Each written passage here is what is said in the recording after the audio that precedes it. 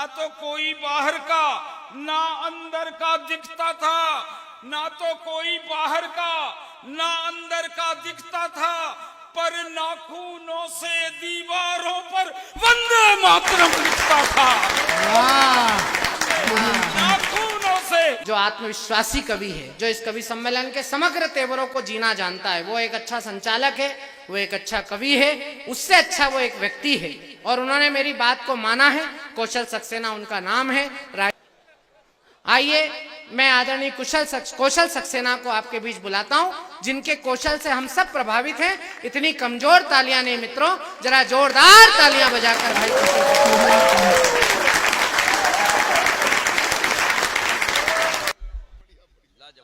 हम सभी जानते हैं सावरकर 20 वर्ष तक जेल में रहे।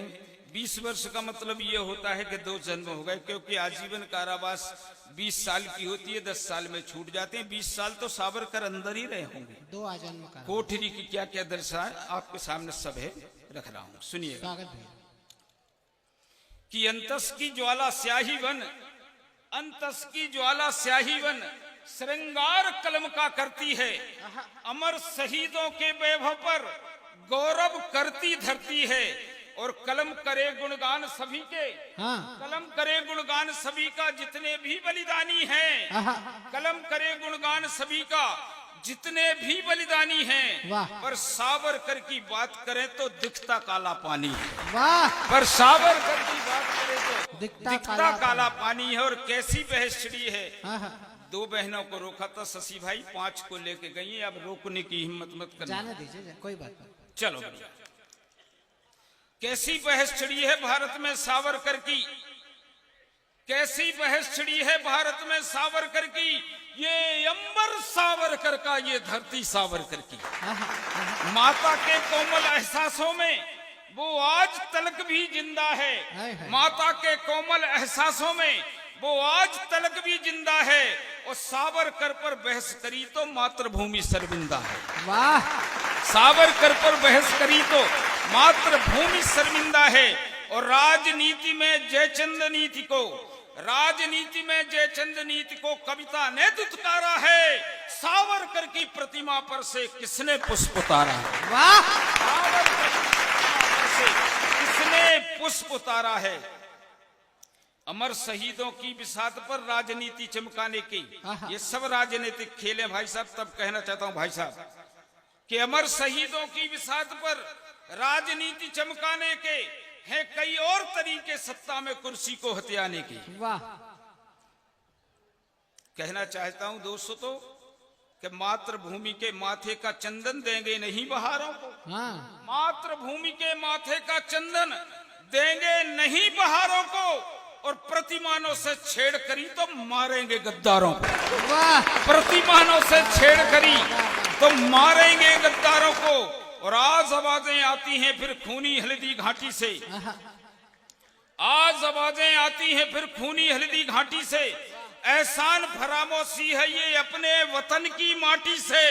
एहसान फरामोशी को हम, एहसान फरामोशी को हम एक सीमा तक सहन करेंगे। और पूंछ में आग लगाओगे तो हम भी लंका दहन करेंगे।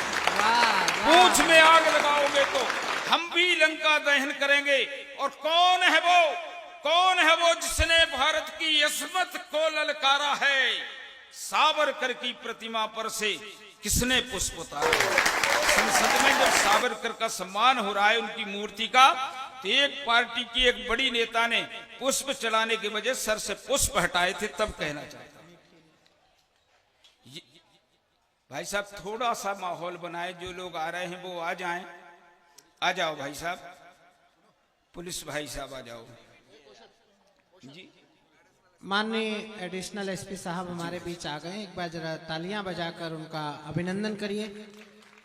मैं उनका कविता के इस जाजम पर उनका हार्दिक स्वागत करता हूं।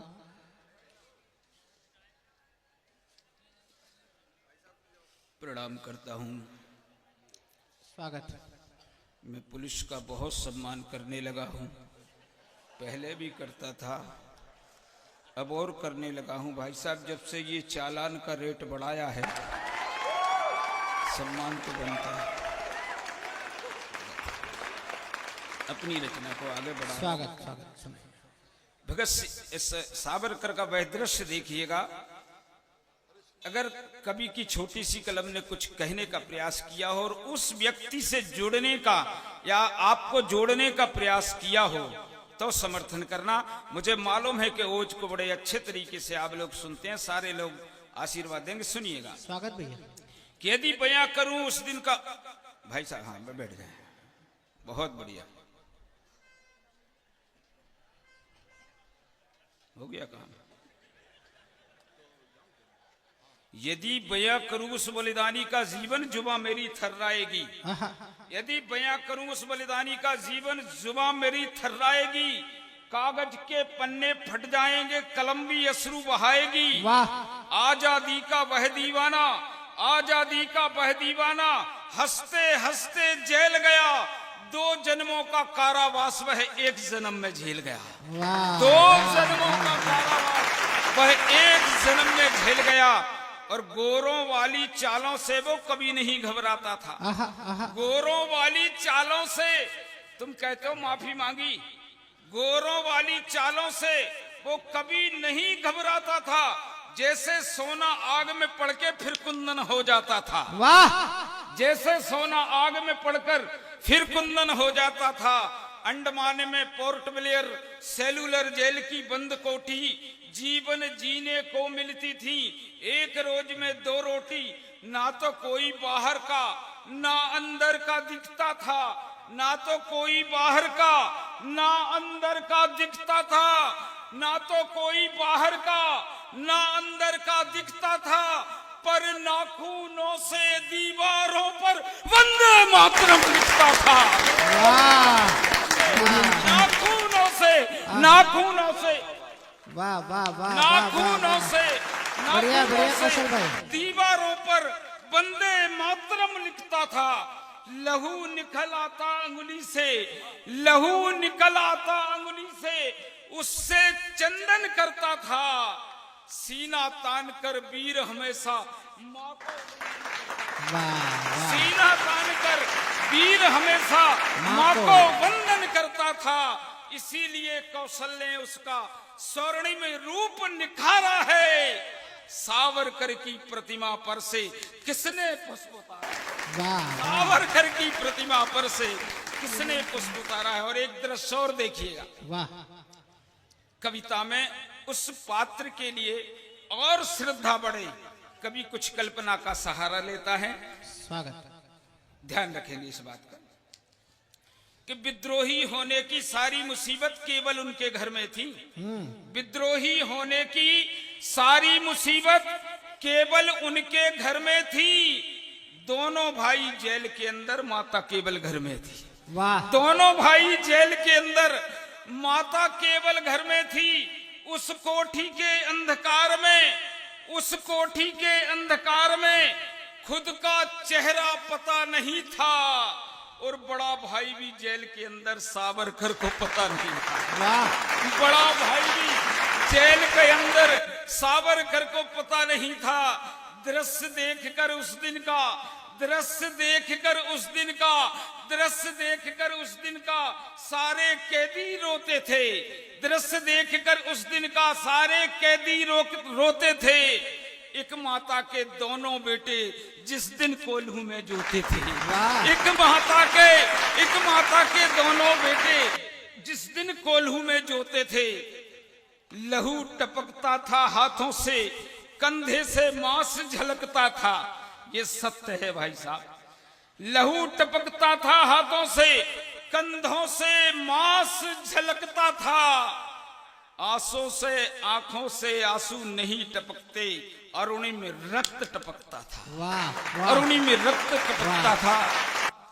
सावरकर ने जैसे ही भाई को देखा और पहचाना तो कहा कि भैया भैया भैया तुम भी हो इस जेल के अंदर। अनुमान अगर कर लेता मैं, तुम भी हो इस जेल के अंदर। अनुमान अगर कर लेता मैं, सौगंध सिवा की इस कोठी को खंड खंड कर देता मैं। सौगंध सिवा की इस कोठी को खंड खंड कर देता मैं। और गूंज उठा फिर जेल के अंदर, गूंज उठा फिर जेल के अंदर वंदे मातरम नारा है।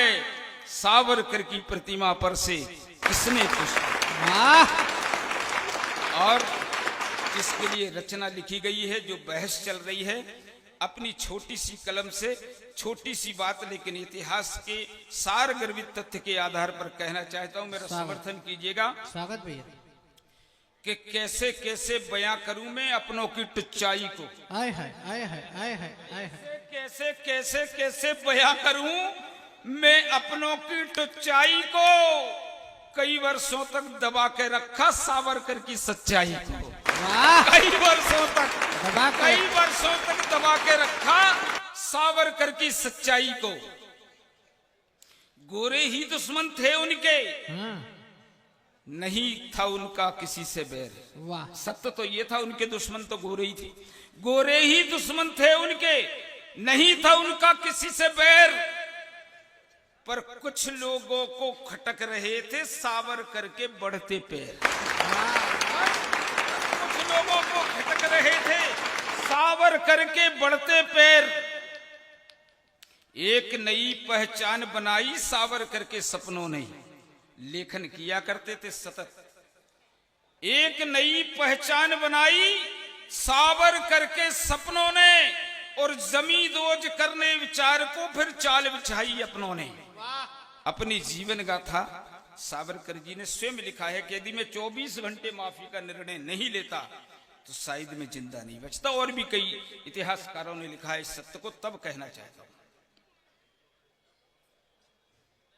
एक नई पहचान बनाई सावरकर के सपनों ने, जमींदोज करने विचार को फिर चाल बिछाई अपनों ने। पर उनके इस षड्यंत्र का भांडा पर उनके षड्यंत्र का भांडा पर उनके षड्यंत्र का भांडा अपने आप ही फूट गया, और सावरकर ने माफी मांगी और जेल से छूट गया। माफी मांगी और जेल से छूट गया। जेल से छूटने का मकसद, माफी मांगने का मकसद केवल अंग्रेजों की बर्बादी था। माफी मांगने का मकसद केवल जंगे आजादी था। माफी मांगने का मकसद केवल जंगे आजादी था।